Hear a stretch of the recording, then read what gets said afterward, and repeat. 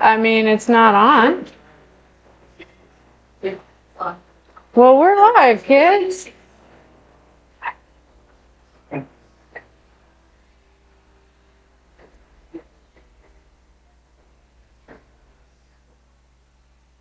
Well, you see on TV. Or do you guys can't?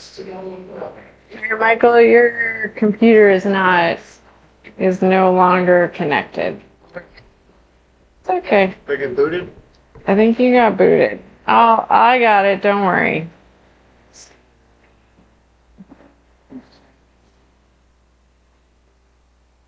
And then while you're sharing, so whenever it goes to here, she go there, she is splitting up. Oh, no, I'm saying tell your screen. It gets sent out one time, and then it's split. So if it's going to that, that's going like that. We can try it.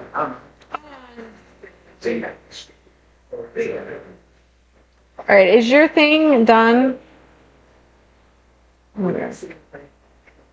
Is your laptop on? It's on. Okay, let me just add another. Hold on.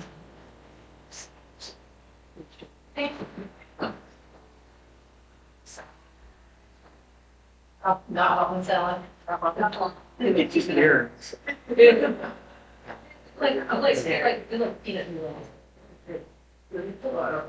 It's for some reason not.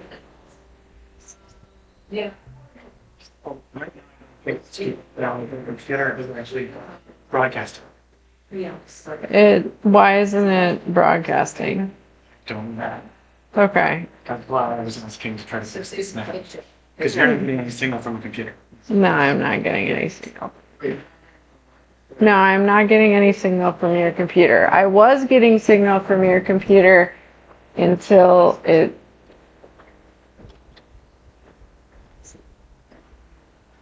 No, I got it back. We're good now. We're good. It just got wiggled. We're all in now. Nope.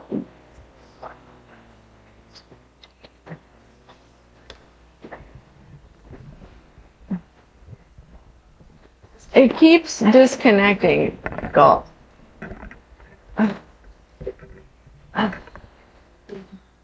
Like it's on and then it's off.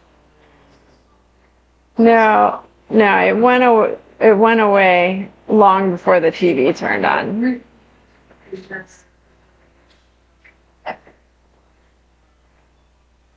That's the one.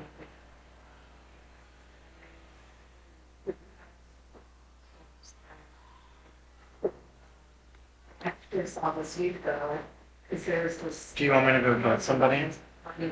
Orientation? It has nothing to do with mutation. I will tell you that right now. Oh, I haven't seen anything you do this. It's okay.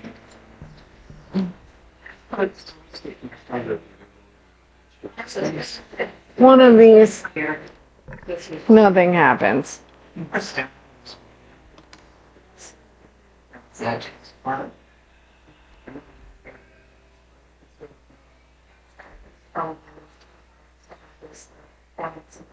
Stuff, shit all us from the man, which I could see now. I mean, Michael, can you just attach your computer directly to that? So you just can do that? Sure. Hmm? Just to see what happens. TV is up picking up your computer. My computer is not picking up Michael's thing. Or the pass-through. Is not passing through.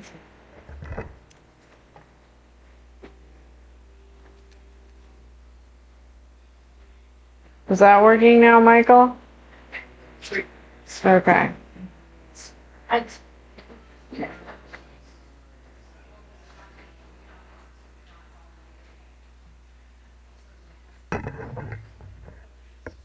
There it is. Wow. Perfect.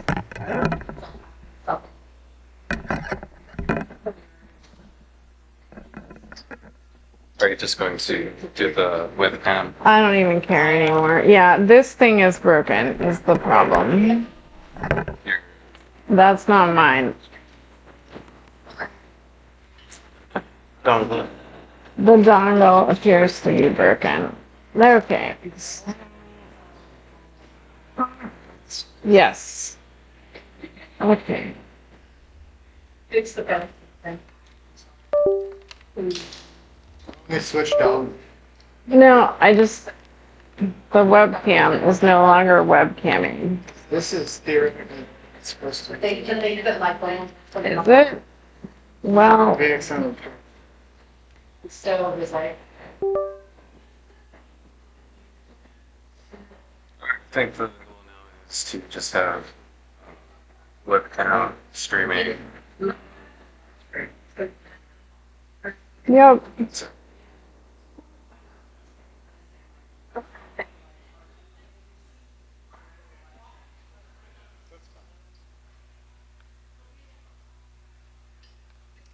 Much better.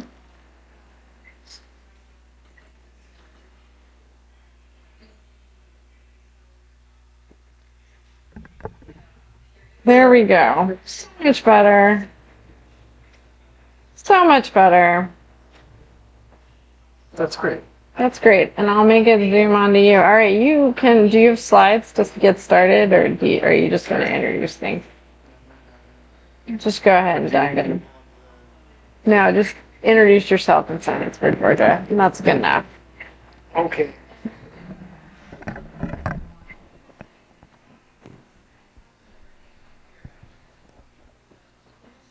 Mm-hmm.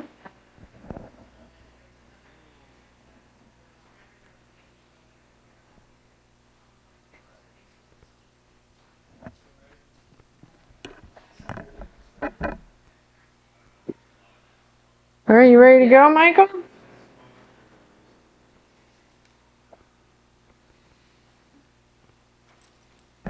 All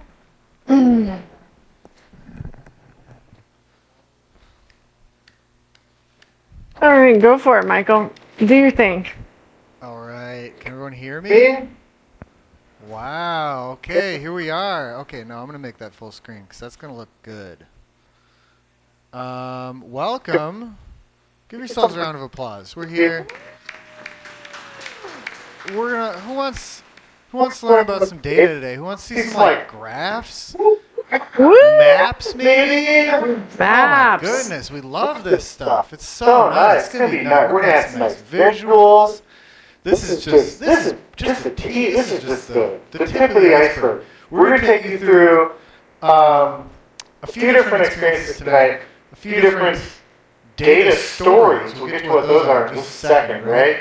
But first I want to say, we're Science for Georgia. We're a bunch of y'all are Science for Georgia.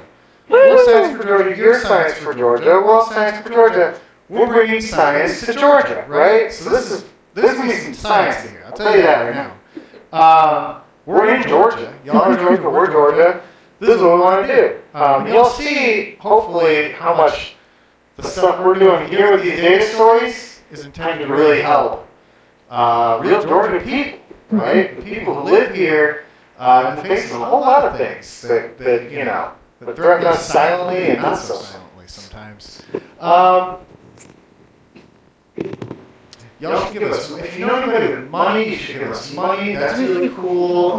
We'll talk about that more later. We love that because, funding's really different lately. So if you know any cool, if you have that one friend who's like, oh wow, that one friend really hit it with that certain corporate job that might be looking for a sponsor, you could really change a little bit of the world if you were to hook us up with that person. Anyway, I just gotta say all that stuff. So yeah, about what was that? Like a couple of years ago, Lewis here actually started up Data for Georgia. And now Data for Georgia is what y'all are going to learn about, right? So we were Science for Georgia. That was real. And then we said, let's really get into data. It really started with partnership type things that were going on with Emory, with some, there's a program there, the Quantitative Theory and Methods program, or QTM. And a few different things we did, including like these data blitz things, data think, it's like data and word, various of those things. Started up this partnership, and eventually now we're kind of even helping teach one of their capstone classes. And so these students, from a whole bunch of different backgrounds, they do the QTM program, they do a capstone course, and they work on a project like the ones that you'll see today. And so Data for Georgia got started, and then it kind of met up with our advocacy stuff too. So we did the capstone course once a year ago. We did that a year ago, and the students were assigned to neighborhoods, some communities around Georgia. So we had a group that was looking into South DeKalb. There's 3 areas that we had community partners, people that were really asking for more data around what's going on in their backyard, right? So we had South DeKalb is a big one, where we were having some town halls, and people were saying, we said, like, what do y'all want to see? What do you want to know? What do you want to happen here?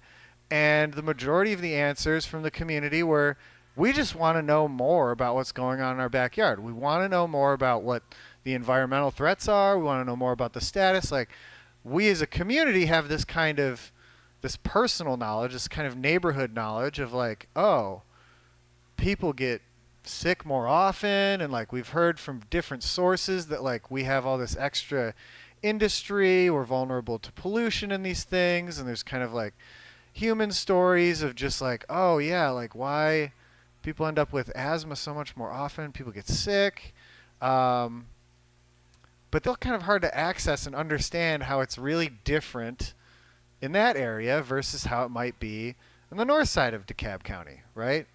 We're not in DeKalb County right now. We're in Fulton, right? We're in Fulton County right now. Yeah, we're on that side. But DeKalb County's right next door, right? It's right there. And so what we did is we dug in. And so the QTM students, capstone, one of them last year was to look into DeKalb. The other groups looked into Augusta and into South Fulton. All very interesting stories of environmental challenges and injustice. And we're not going to go through all of those, but just as a teaser to get us warmed up today, just to get us kind of thinking about data stories, we're going to go through this DeKalb one that's actually been passed through many folks. So it started with the QTM capstone students. It got worked on by some these PIN internship fellows over last summer, then another PIN fellow, and like it's been through a whole saga to get to where it is now, that we just actually presented it to the community, really. What was that, 2 weeks ago? In South DeKalb, we had another town hall. We showed them this stuff, and it was active, right? The community was like, wow, this is, like, we've been wondering these, the questions were flying. People wanted to know more. We want to do more of this testing. We've been doing some water testing to kind of augment all of this, and we'll hear more about that in just a moment. But so we ended up with this. This is going to be, so I'm about to start scrolling. Very exciting. Okay, I'm going to start scrolling, and you're going to see more stuff on this screen. Very exciting stuff. And what we're going to be scrolling into is a data story. Who's heard of a data story? It's really just the combination of the two words, right? It's a story we're telling using data, right? Rather than a story that we're just telling using words, we want to tell with data, which means that part of a data story is being able to access, right? So we want to be able to click on some stuff. We want to be able to say, okay, if I'm going through this data story, I can find myself in this data, right? I can find numbers pertaining to me if I want them, and I can see myself. So this is something, it's kind of like how a data story is even more powerful than just storytelling, which is already powerful, right? Storytelling, a beautiful thing. A data story, now we can click, we can actually find ourselves in these stories even more, right? So for instance, as I start to scroll into this, whoa, all right, we're starting with a map. Pretty cool. Pretty cool. We've got a map. What do we have here? This is an environmental justice index talking to us about the differences between north and south side of Atlanta. Let's actually boost this out even. Uh-oh, we're going to make it huge now. That worked. That's fun. And so you can see, for instance, here, we've boiled down a whole bunch of different factors about what's going on in DeKalb in different census tracts. Okay, so those are like parcels of land that the census uses.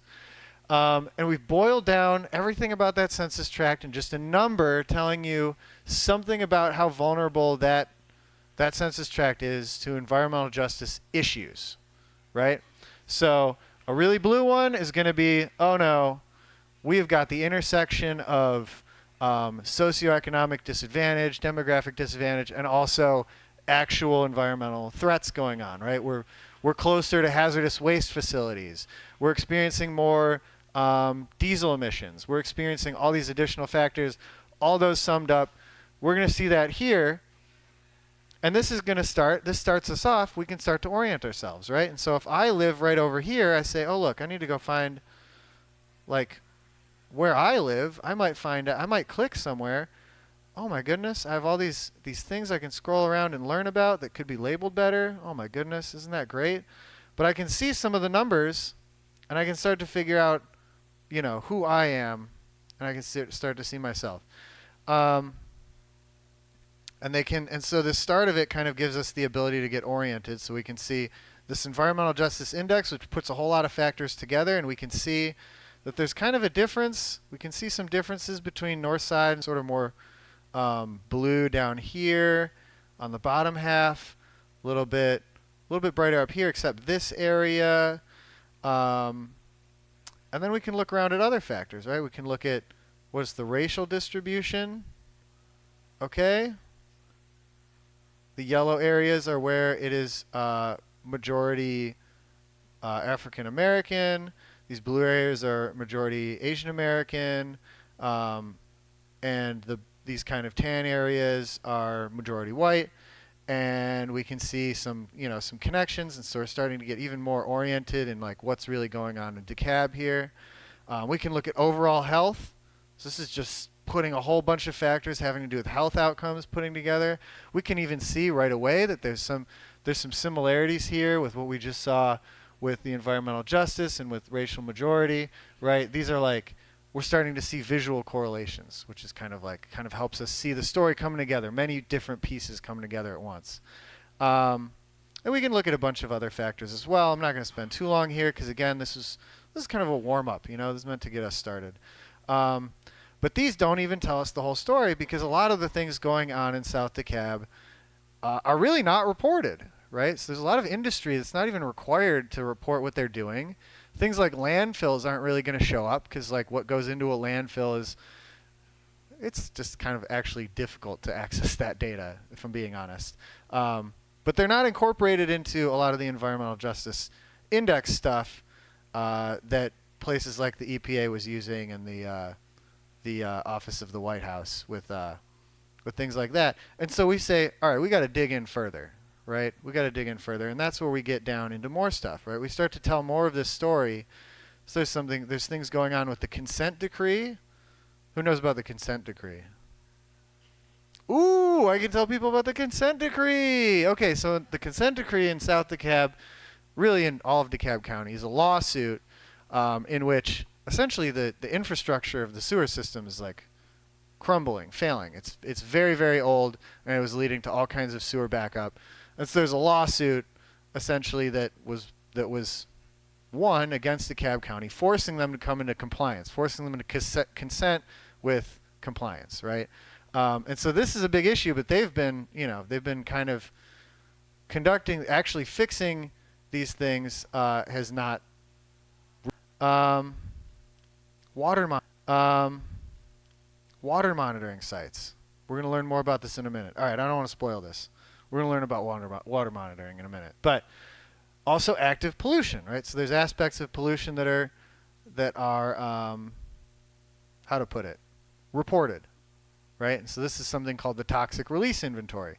So people can start to dig into all of the toxic releases scaled by how hazardous they are over in these areas, and they can look at them broken down by, these are all air releases, so this is just stuff that they're putting into the air, different chemicals. We're seeing zinc, we're seeing polycyclic aromatic compounds. Ooh, I don't want that in my backyard. But now the community can go in and see these things, right? And so this is a part of canvassing, this is part of building that momentum in the community with people who want answers. Now they can go in here and say, okay, I'm oriented here. I'm going to go through this whole map and I'm going to say, okay, here's all the things that are happening right around me. Here's the things I might want to organize my neighbors around, right? Let me see if there's anything. I do want to mention this because it's fun, and then we're going to move on. This is Smell My City, which... Do we lose Smell My City? If I were to reload this page, I wonder if Smell My City were to show up. Is that it? No. Hey, there it is. There's Smell My City. This was a really fun thing that was like an app, basically, that gathered every time somebody smelled a really serious smell, they would report it. And so each one of these numbers, that's like one time that somebody went, oh, I'm going to report. I'm so motivated. I'm going into my phone. I'm going to go boop, boop, boop. You know, this was bad. And at first you think, okay, things were stinky. Like, are we that concerned? But when you dig into it, actually, like, many of these are like, they add a little note too, right? They say like, what was it smelling like? A lot of these are actually picking up on something that was going on in this area here, where they were smelling like chemical smells, getting headaches, being unable to sleep at night because of like severe chemical smells. And you say, okay, there's a reason these communities are so concerned and they want answers about these things, right? And so even just having that, even though this doesn't tell us everything about what's causing the smells, at least can tell you like, okay, it's probably not 1.5 thousand people. It's probably people re-reported a good number of times, but like one person didn't do all this. Like, there's people in your community who are worried about the same things as you, right? I want to be able to move on because in a second we're going to hear from our QTM student who's here to present this great project with us. But before we do that, does anybody have any questions? Does anybody have any thoughts? Nice. See? All right. Yeah, we're hoping, another reason, if any of y'all have rich friends, we want to make a whole bunch more of these. And it takes time and it takes money. It doesn't take that much. We're pretty good at it, but, it takes a little bit. But yeah, so we hope that, people use this kind of thing. And with that, yeah, I want to introduce, so we're going to go through three. We're now going to go through three projects, and we're going to start with one, which was selected, choice project. Okay, so we're going to get to hear from a student from the class. Okay, if you want to come on up, you don't have to use your computer unless you have like notes. Okay, cool. All right, let's all put our hands together. Declare.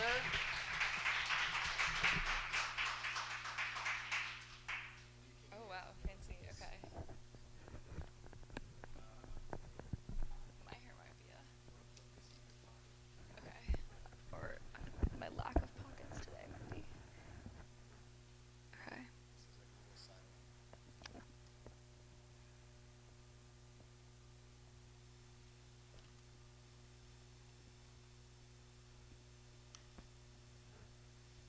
Good? Good? Okay. Awesome. Okay.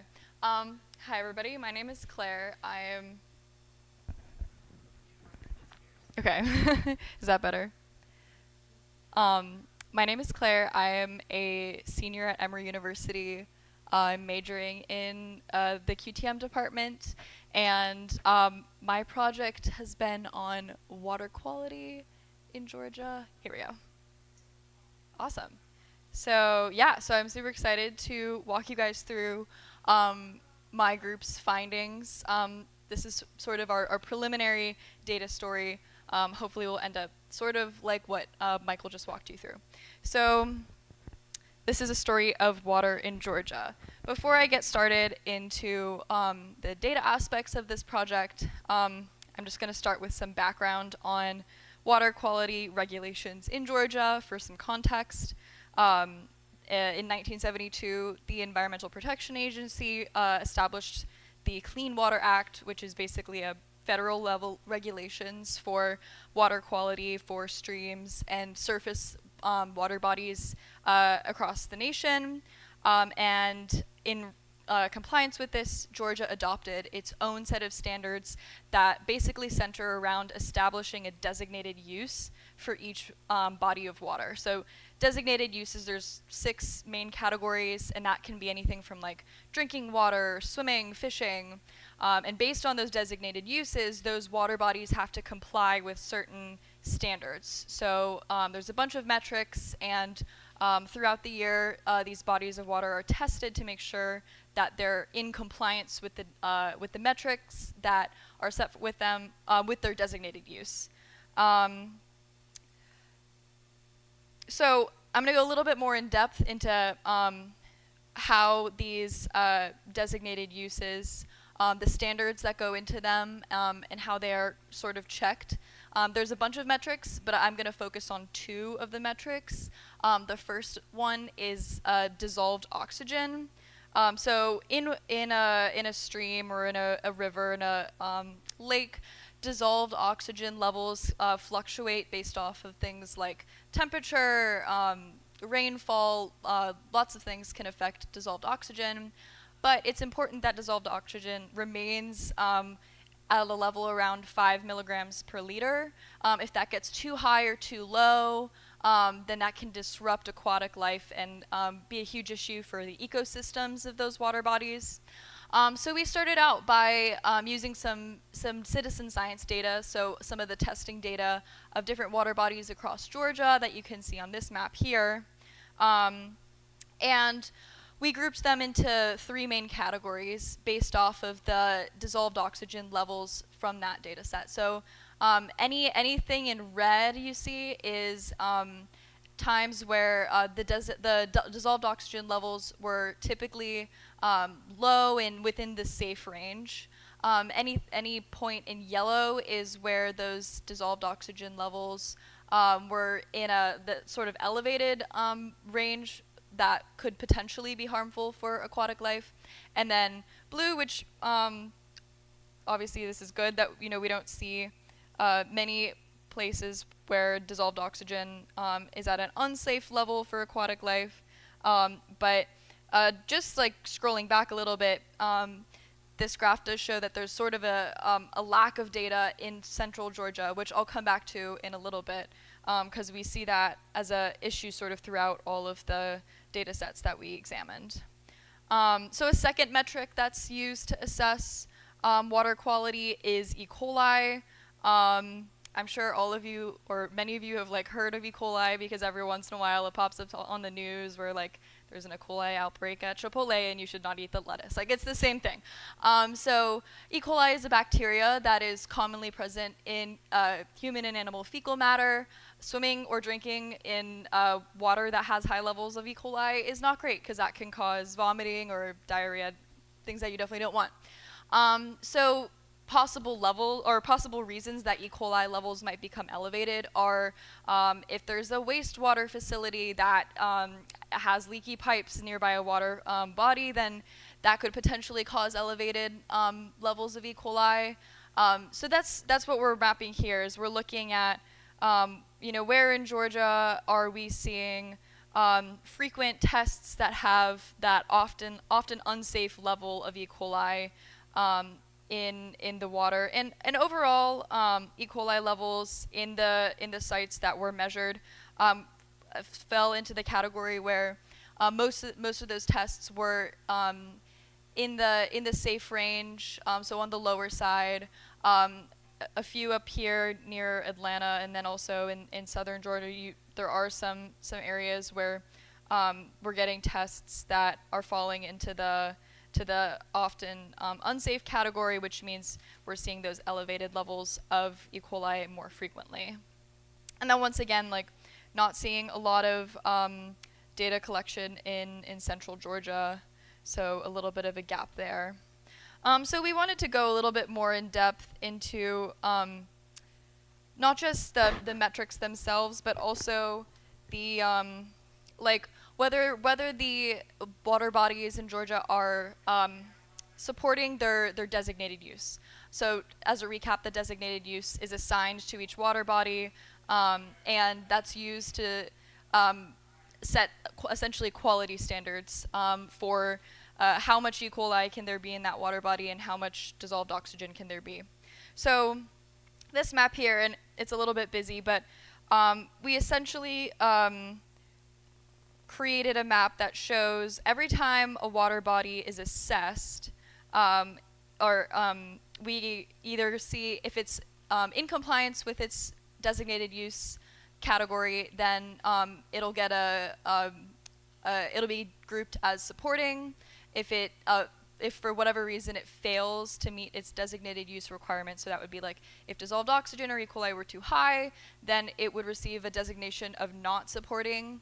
And then also assessment pending just means that either the assessment is like under review or the water body hasn't received an assessment yet.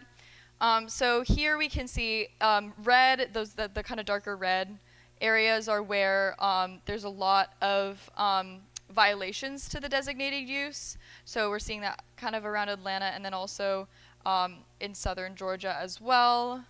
But this is still kind of like a qualitative look at designated use and water quality compliance. So we took this data and we created a compliance ratio, which basically we grouped water bodies and their assessment results geographically so that we could say, okay, what percentage of these tests are in compliance and what percentage are not. And that's essentially what this compliance ratio is saying. It's the ratio between the total number of lakes and streams in a specific county that support its designated use over the total number of lakes and streams in that county. So here you can sort of see, again, this is like a map of water streams in Georgia, and then the compliance ratio is mapped beneath it in this like these blocks of color.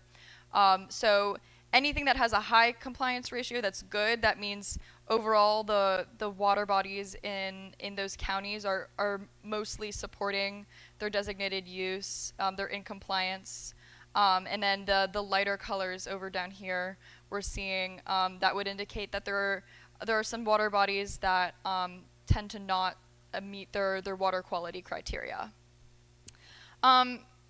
So just to kind of like step back again and remind ourselves like why we really care about this.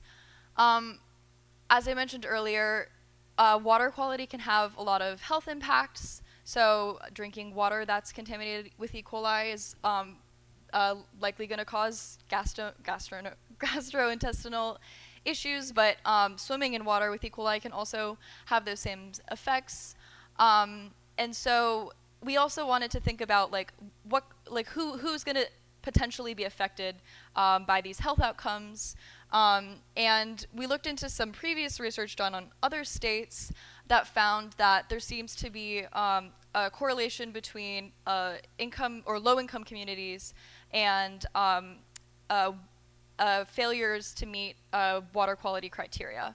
That was specifically found in California. So we wanted to investigate that in Georgia as well to try and minimize the potential health impacts of low socioeconomic status populations. So here, that's sort of where this map comes in. We combined the the assessment type data with a map of income, and this is on a little bit more of a granular level here. So instead of looking at county level data, we looked at census tract level data, and the reason for that is in general, Georgia has pretty big counties, and so there's certain regions of counties that might have lower income people and also higher income people. When you average that out, it smooths over the data, and you lose a lot of the granularity that is very necessary to make conclusions. So that's why we looked at this on a much more granular level. And again, you can kind of see So the darker blue is going to represent lower income communities, and again, we're looking for the red on this side of the graph is where we're seeing water quality assessments that failed to meet their designated use criteria. And again, we're sort of seeing that down here in southern Georgia. So based off of that map, we decided to create a box plot. This figure is essentially breaking down assessment type, and we're looking at how each assessment outcome varies in terms of the income of the communities where that assessment took place. So what we see from that is water bodies where the assessment was deemed supporting its designated use tend to have higher income, and water bodies in lower income communities more often fail to meet their designated use requirements. And that to us was an interesting result. We checked for statistical significance using a t-test, and we found that this is a significant result, even though it may seem from the graph like, oh, it's only a difference of a few percent, but in this case, those few percent are substantial. So this is something that we want to dig into a little bit deeper, and we're going to continue to look into for the rest of the time that we're working on this project. But we also decided to use a different metric, which is linear regression. It's a fancy way of saying like we're drawing like a trend line over the data. And again, we see that there is a correlation between census level populations as the percentage of people in those populations, as the income decreases, we're seeing also a decrease in the compliance ratio, and that is suggesting that there is some sort of correlation between income and whether or not a water body is supporting its designated use. So we wanted to kind of understand why that might be, and again, like some of this is just our own like interpretation based off of research that we did, but things like anything like being close to hazardous waste facilities, something like that could increase the amount of water in that area that's being flagged as not meeting its designated use criteria. So we wanted to kind of like focus the purpose of our story like towards a legislative audience and make some suggestions in terms of what can we do in order to ensure that communities in Georgia are being served clean water that meets their water quality criteria. So see, these are some of the initial solutions that we've proposed. One is making sure that the designated uses are supporting how the water is actually being used. There's some research that we did that found that for example, the Chattahoochee River, there's regions that are much cleaner than the designated use standards require it to be, and that sort of leaves that region of the river unprotected. So raising those designated use requirements can help keep the water bodies clean. And then also, like I mentioned earlier from the maps, just increasing testing in central Georgia in areas that don't have that same robust data set. We feel like it's important to have a representative sample size. That's the only way that we can really like make inferences about that. So that's our second suggestion. So yeah, thank you so much for listening to our preliminary presentation, and I'm more than happy to answer questions.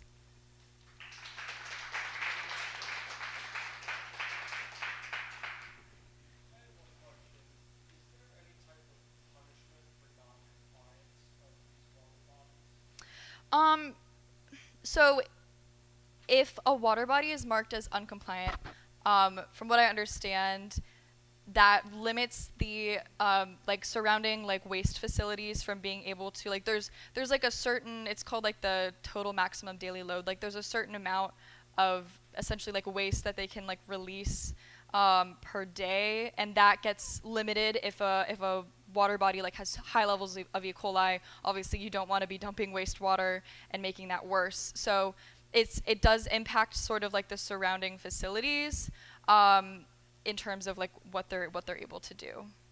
Yeah. I was wondering that because, like, you would think that lower income communities, if they were penalized for having non-compliant water bodies, that hurts them double because then it has to Right. Yeah. So it wouldn't necessarily be like the government is penalized, but that's a great question. Yeah. Or, yeah.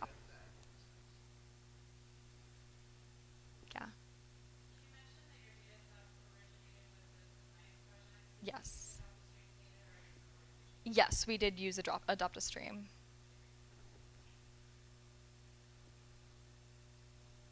Hi. Okay, so my question is, supposing you did have a more complete data set with points in South and Middle Georgia, how do you think that would change what conclusions you made in this data story? That's a great question. I mean, it's hard to say without the data, like what trends we would see.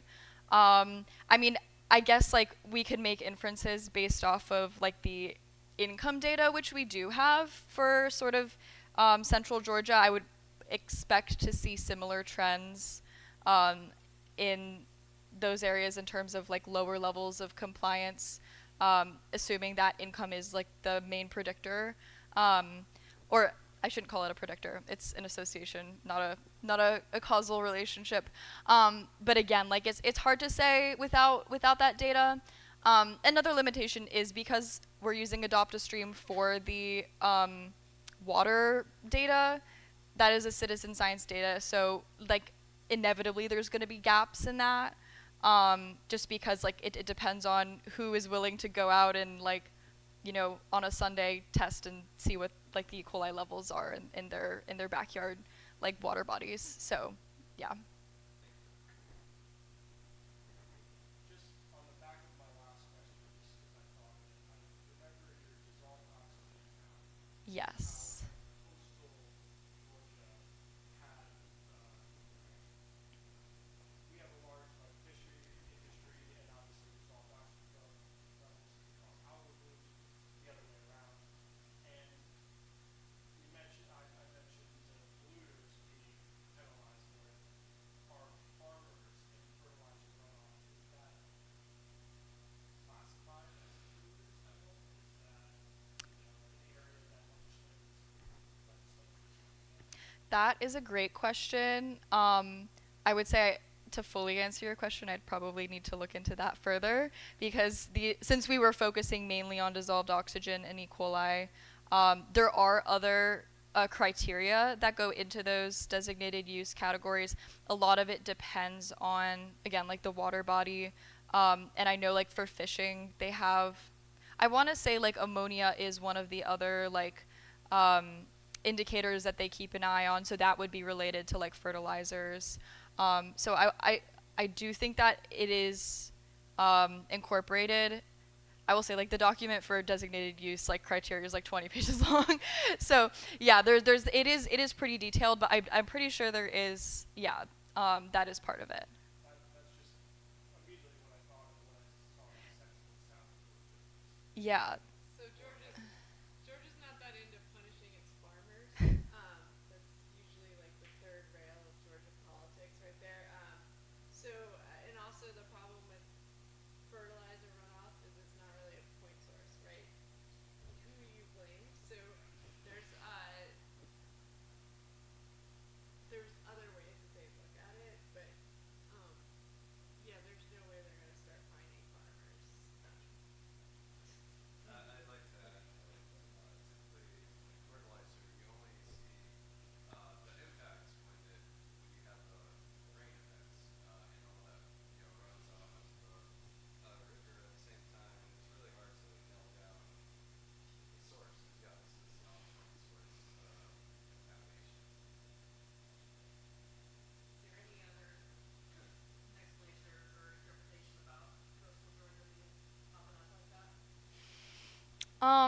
That's a great question. I mean, because dissolved oxygen in particular is so dependent on temperature and like weather patterns, I would assume that like the coastal climate might just have something to do with that.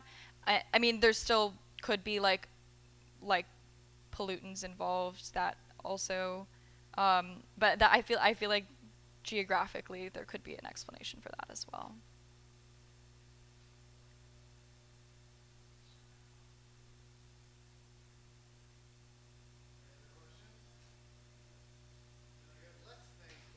Thank you. Thank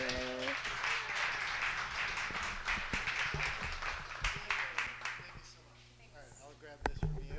Nice and carefully. If I can grab the pack that you have on as well, so we don't yank any cords. That was amazing. Cool.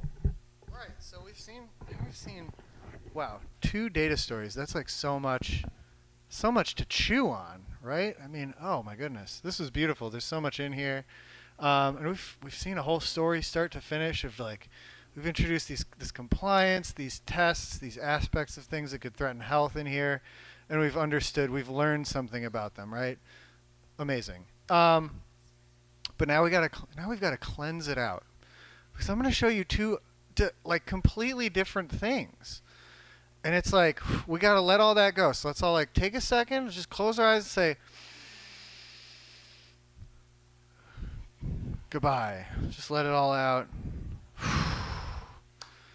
Wow.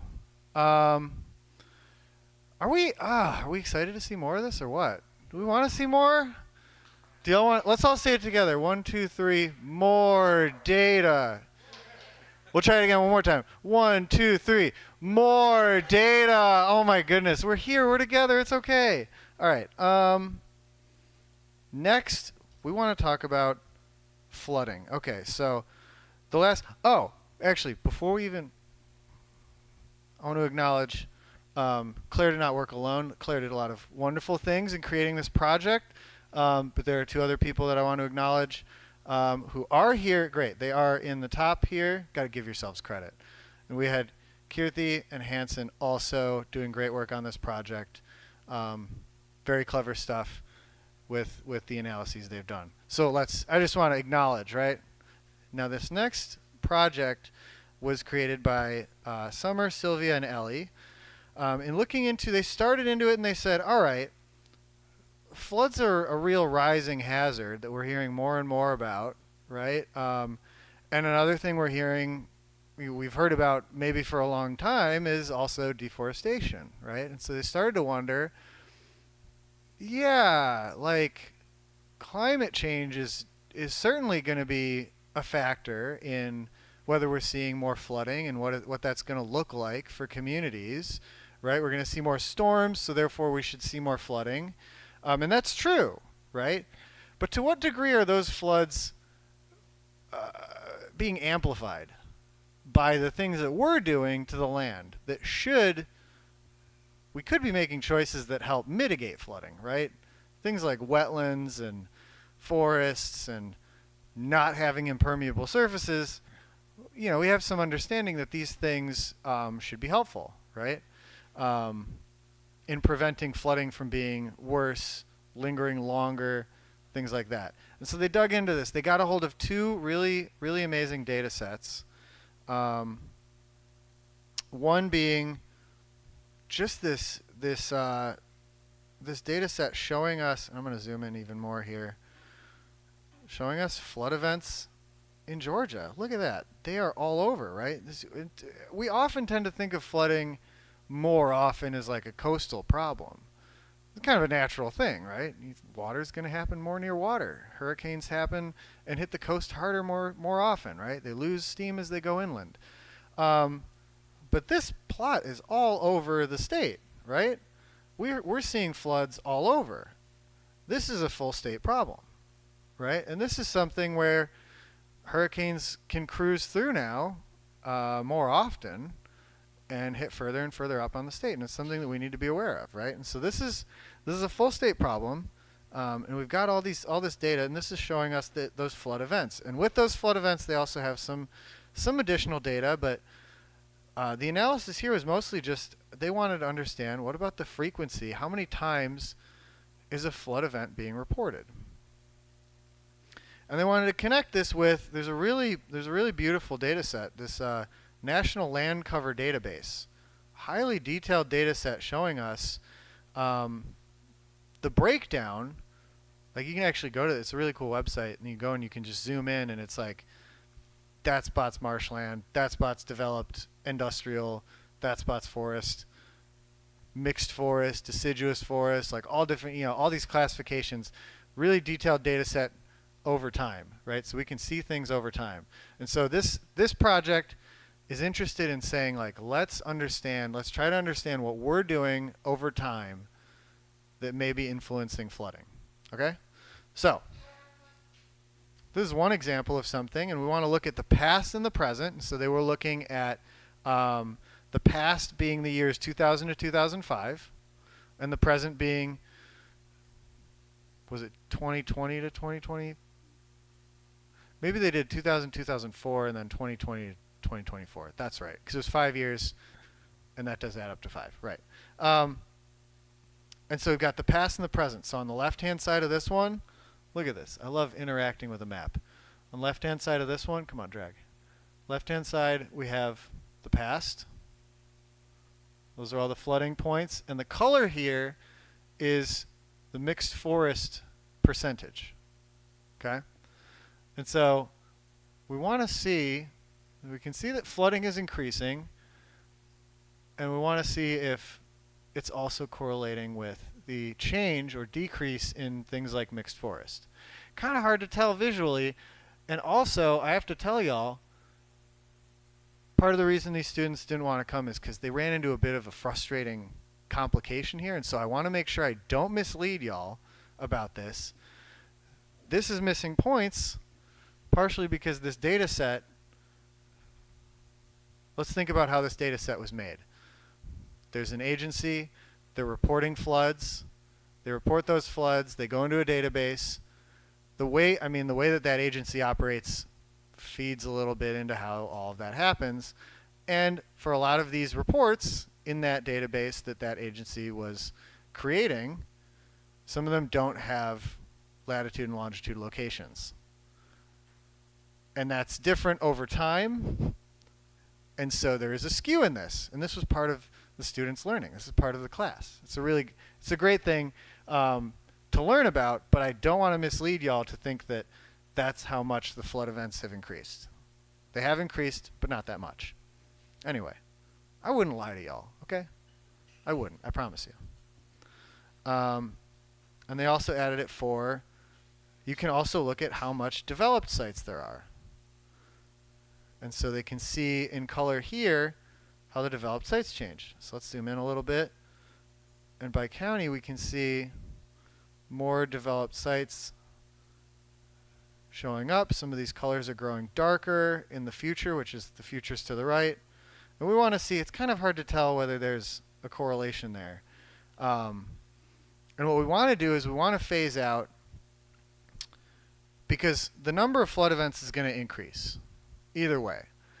What we want to know is whether the areas that developed their land more from the past to the present also are getting more floods compared to the places that developed less.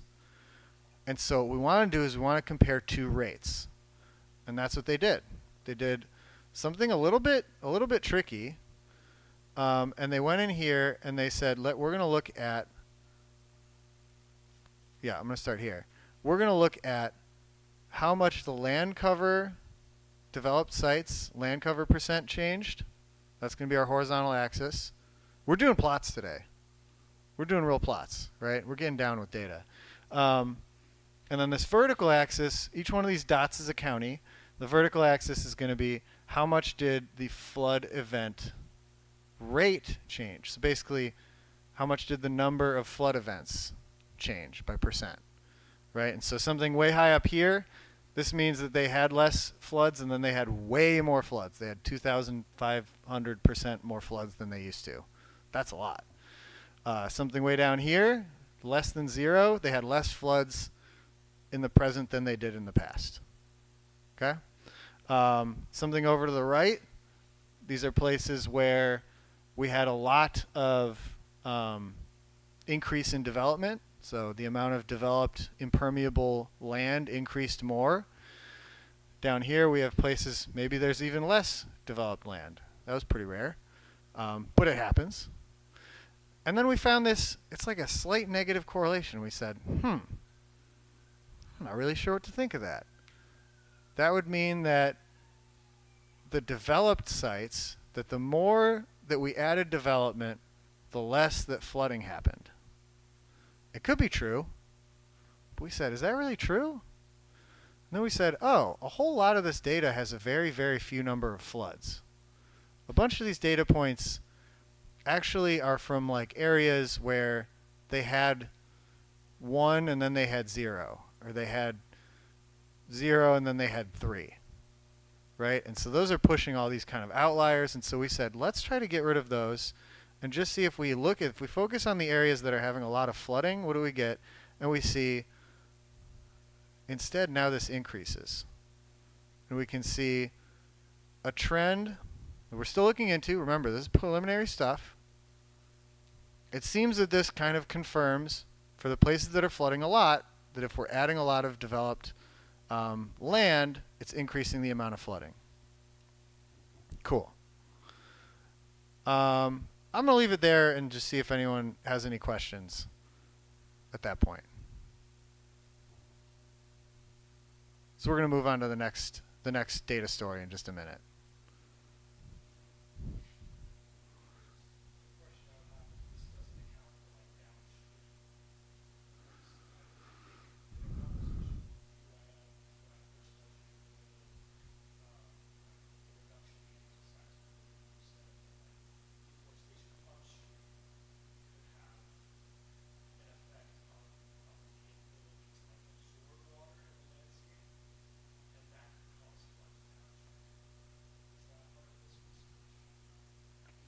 I don't think they're that granular. Yeah. In a sense, yeah, I do think that there is somewhat of a downstream effect, but it's also kind of a, yeah, there's also effects of like if you've deforested in an area and that flows towards the water body, it can degrade the land. The flooding itself and the ways that the water flow can degrade the land more and bring more turbidity and a bunch of other stuff into that waterway, and so there are some cascading effects that can happen. I don't think that we have the ability in this data to get that granular to be able to see that. Yeah, that's a good question. Any other questions? In a second, we're going to move on and we're going to talk about power plants. And that'll be our final data story of the night, and then we'll all just mingle and hang out and have a really good time and talk about all the stuff that we just learned and the questions that we now have. How does that sound? Is that pretty good? Okay, cool. Let's get... Yeah, and we'll drink. You can drink beer. You can do whatever you want. All right.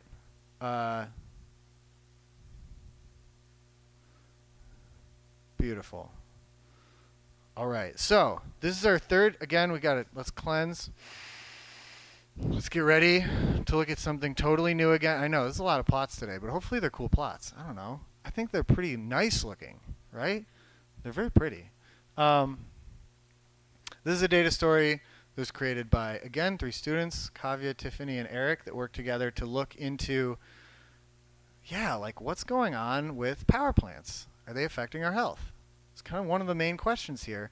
Are they affecting our health? Are they affecting our like our local economic situation? Are they messing with housing prices? Are they messing with yeah, what else could they be messing with?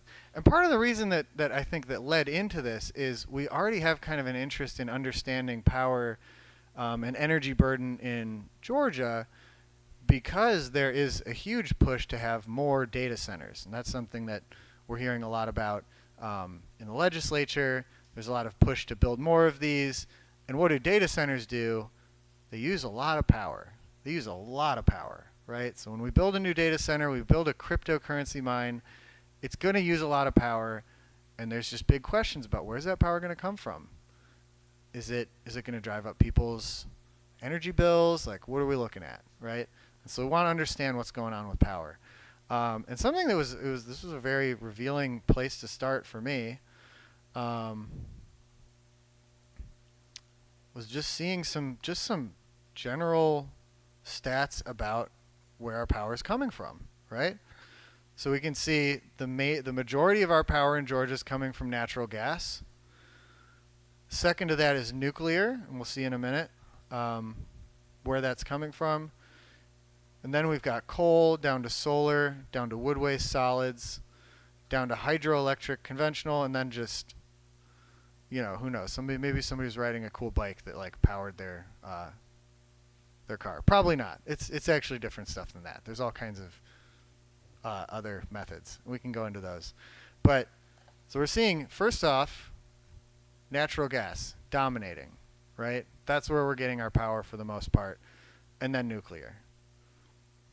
Who thought it was going to look like that? Who knew that? Maybe you knew? I should have made everybody guess. What was that? There's still a lot of coal. Yeah. Here's what's even cooler. We're going to see how that... Oh, no. Wait. I don't want to get there yet. I want to see how it changes over time.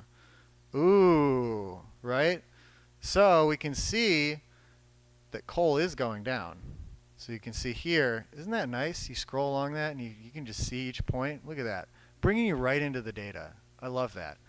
And so we see coal really start... I mean, we had about 50 million megawatt hours in 2014 of coal, and now we're down to 20 million megawatt hours. So it's on the way down. Nuclear is pretty steady.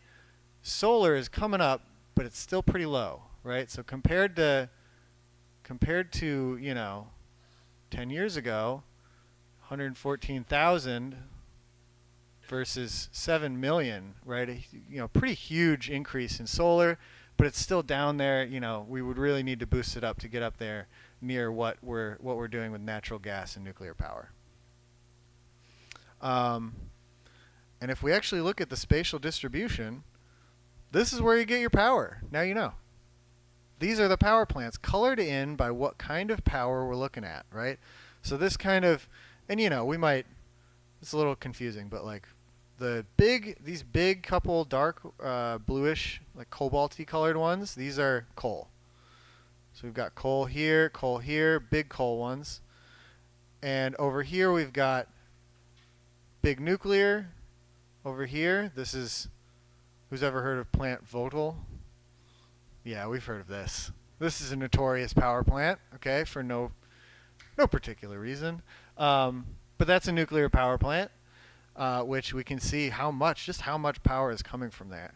Got one more nuclear over here, really big one, Edwin Hatch. And we've got these green natural gas ones distributed around. And then we've got a bunch of these little dots where these little brown ones, there's a whole bunch of like small solar, spread out all over.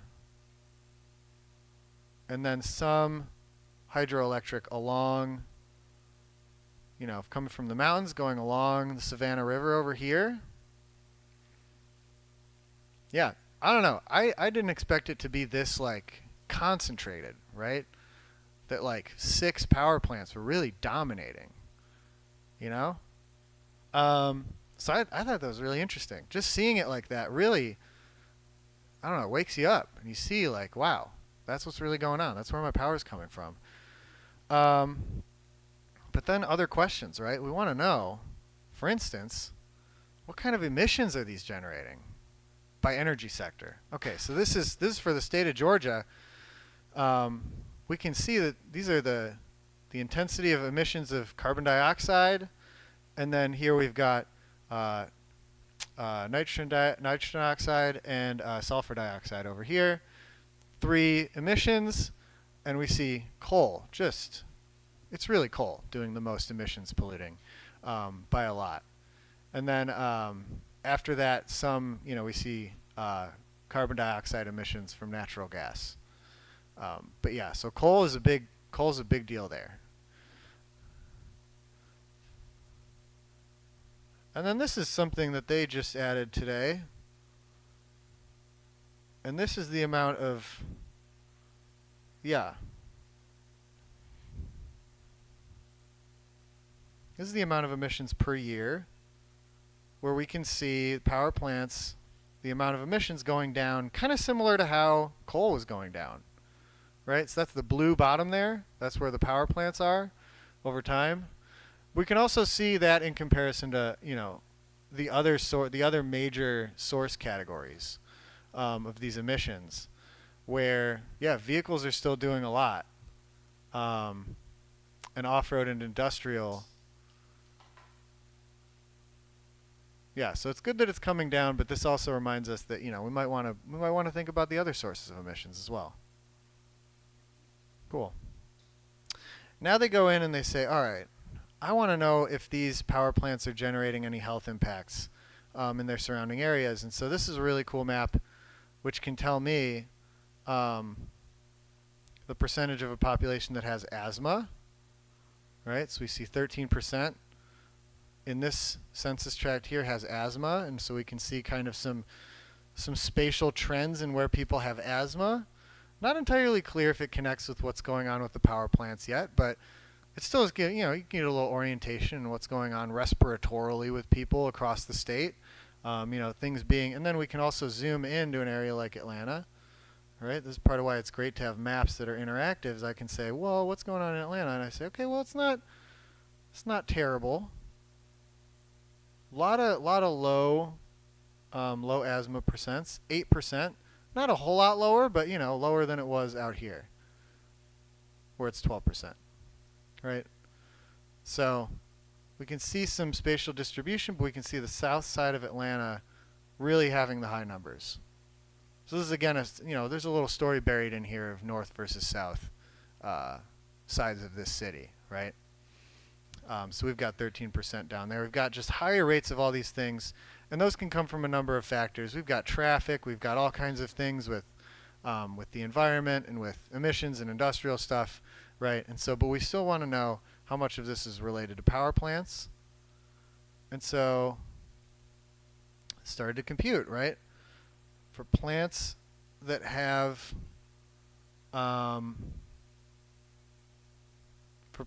different, so, you know, we're kind of binning, like, okay, if a plant only had 0 to 80 tons of sulfur dioxide emissions, it's going to fall into this bin here on the left. Then this bin here for 80 to 160, this bin here for 160 plus.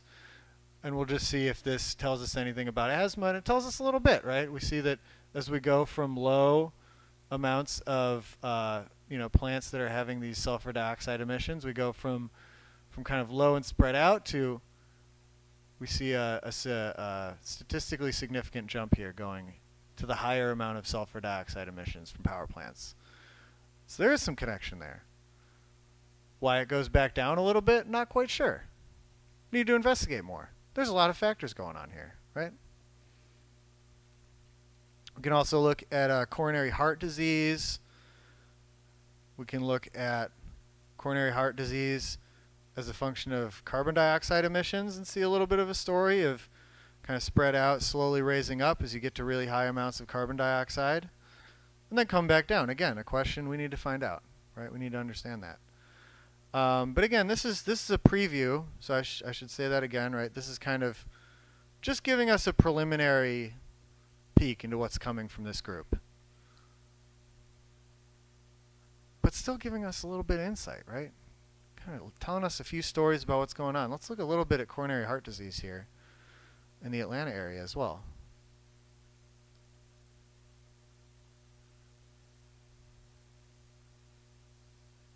Again, we're seeing a story of some north versus south Atlanta. The north being brighter colors, the south being darker, having more coronary heart disease over here in Fulton County. Yeah. I think that's, yeah. And this concludes preview number 3 of a data story. You've now seen 4 data stories. Wow. Give yourselves a round of applause. How can you consume so much information? All right, let's have questions. Yeah.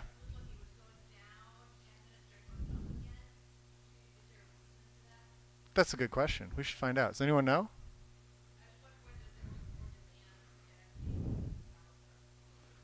They open a new one? No, they're shutting, they're, sorry, words. Due to increased demand, and I'm just gonna blame data centers because that's what I do lately. Uh, the coal plants were supposed to start going offline, and they have now postponed when they're going offline because of the increased demand.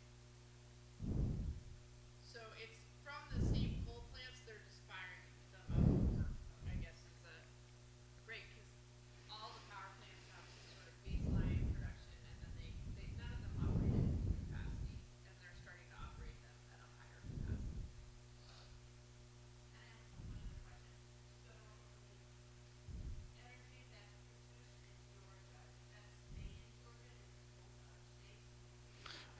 Ooh. Actually, yeah, I don't know this one. It's I know that there's the EMCs and all this stuff, but it's confusing, I guess is the short yeah. answer. The long answer is we're all connected to the grid, and so sometimes we're buying power from Alabama, and sometimes Alabama is buying power from us, and so most of it, I don't know if we're a net importer or exporter. That is a great question. But it's not a matter of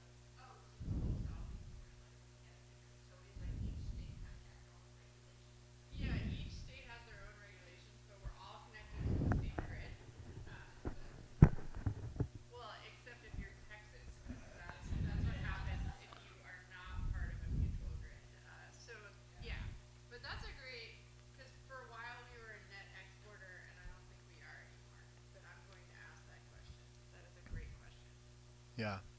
And I mean, I do want to plug another data story that we have that we couldn't have shown you 5 today. That would have been too many. But there's another one that talks more specifically about not only data centers and cryptocurrency, but it kind of really adds to what we just saw here, because it talks about something called EMCs that a lot of people aren't super aware of, which are actually cover most of, they're like these blobs that cover this. It's like you're in an energy county, actually, where they form kind of the middle person, this like this entity between you, the people, the consumer, and Georgia Power. And there's like these interactions between Georgia Power and the EMCs that actually end up determining the rates that you pay and how the energy gets there and all this stuff.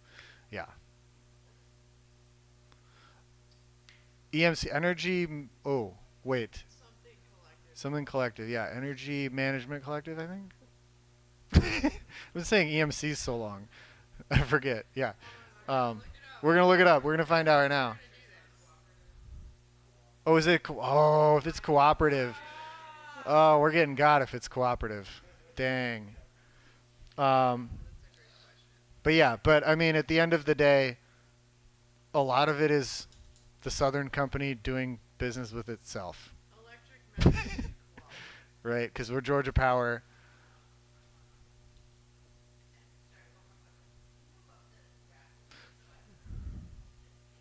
Sorry. Oh, here, 2020. It was at the lowest. And it's come back up. Pandemic brought it back up, I guess. Yeah, any other questions? Yeah.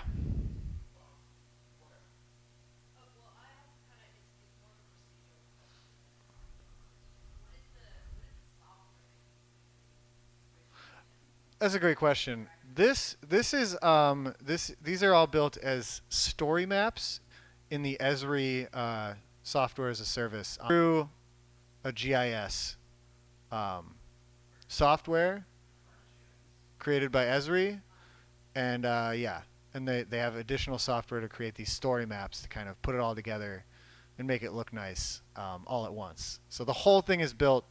I mean, the students do their analyses outside and bring in images, right? So there's not all of the plots are created in Esri through GIS, but all the maps are GIS Esri. Yeah.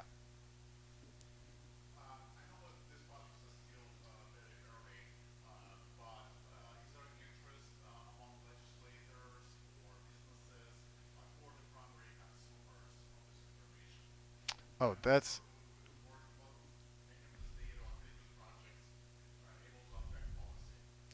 yeah. So the first data story we showed, right? That was really our audience was the community, but is also being used to interact with legislators and officials, right? And so our interactions with the offices of the DeKalb County Commissioners and things like that, right? They're a part of the whole equation. Claire, do you want to say anything about the intended audience? I think you mentioned it a little bit, so maybe you want to mention that.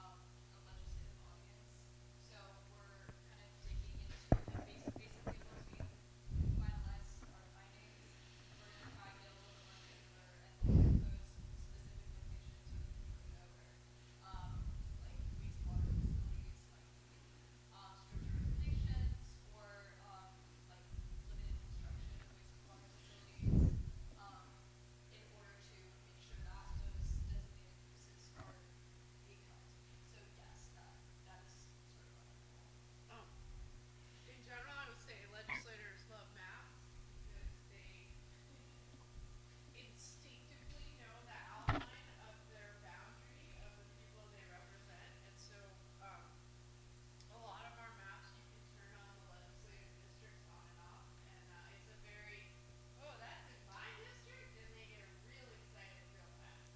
So the more visual, like we have this map of where data centers are in the state, and that was a very exciting topic for a lot of them over the past couple months. Yeah. Who was it that saw that there was a lack of air quality monitoring and requested further action? Great. So that was really exciting. We were talking to the DeKalb County Commissioner last week, and they saw that all the air monitors are on one half of the county, and they were like, "How do we get them on the other half of the county?" It was a very stark reminder that it looks like they're all on one side, and why are they not on the other? How do we fix that?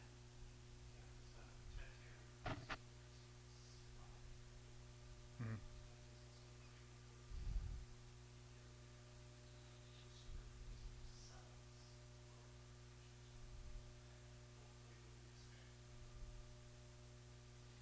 Yeah. So some of these are explicitly geared towards legislators and public officials, and some of them are geared towards just public awareness. But oftentimes they really overlap, right? A lot of the things that we need to show a legislator is also stuff that the people that live in an area are going to want to see as well, right? And so, which is kind of nice that that there's that overlap. Yeah. Any other questions, y'all? Oh, Patrick.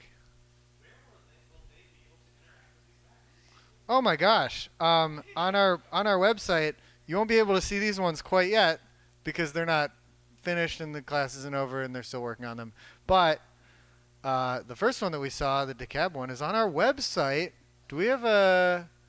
Oh my goodness! If you go to, is this Bitly? Is it where that goes? Oh my goodness! Isn't that neat that this great Bitly thing that you could type so easily into your phone goes to that data store we were looking at? Wow! Thanks, Patrick. Yeah, and the QR code, even easier. Also on our website, very top, it says data for Georgia. That's right. Yeah. So you can find data for Georgia stuff there and keep track of the other stuff that we'll be putting out there soon. Yeah. Cool. Let's give a huge round of applause to Michael. Thanks, y'all.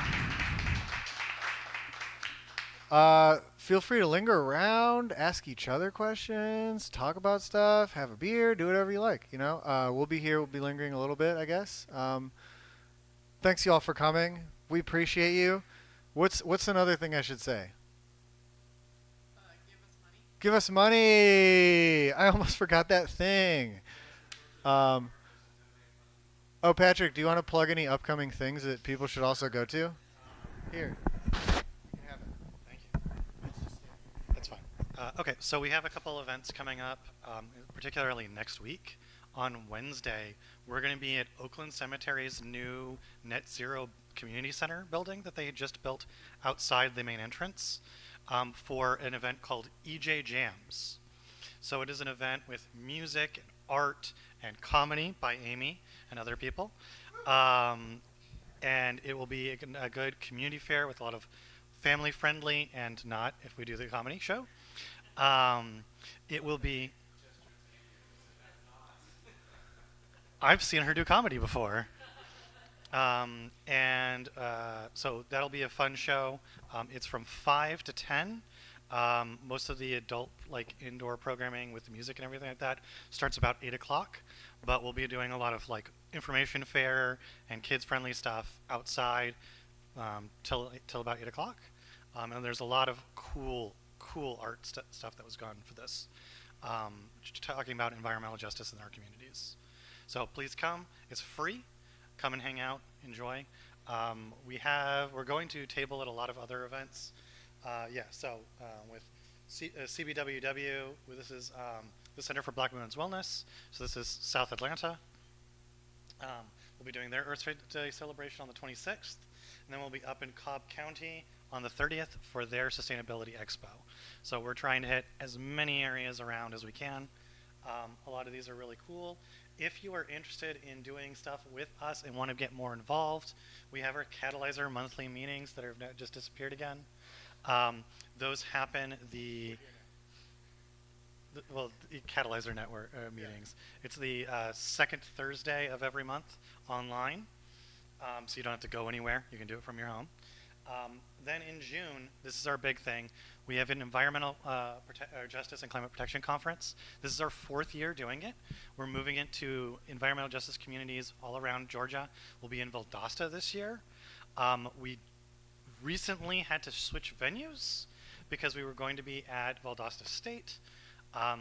Politics has made that a little unfortunate, and they removed our rental. So we got canceled at that location. Luckily, we were able to find the Holiday Inn Conference Center in Valdosta, which is a great location. It's going to cost us a little bit more money. So if you'd like to attend, you can also attend online. You don't have to go all the way down to Valdosta, and you'll be able to see a lot of the programming. The point of this conference is to get a lot of these larger groups in with the community groups in these communities that their things are being affected. Because I don't know if you know this, but the storm damage and everything that's happened in Valdosta and South Georgia, all of the federal funds to support that are gone. It has been shut off. So there's a lot of people still dealing with storm damage, and they are not receiving any sort of help. So there's a lot of need in these communities, and so we're trying to connect these larger organizations with them and teach people how to community build, how to fundraise, how to collaborate and get connections. So that's one of the big focuses of this. It's our 4th year. Every year we're getting bigger. They're starting to notice us and starting to fight us, which is a good thing, because it means we actually are making a difference. All right. Thank you very much, and we appreciate you coming. So thank you. Yeah, thanks. All right. Okay, that's it. We're going to turn this off now.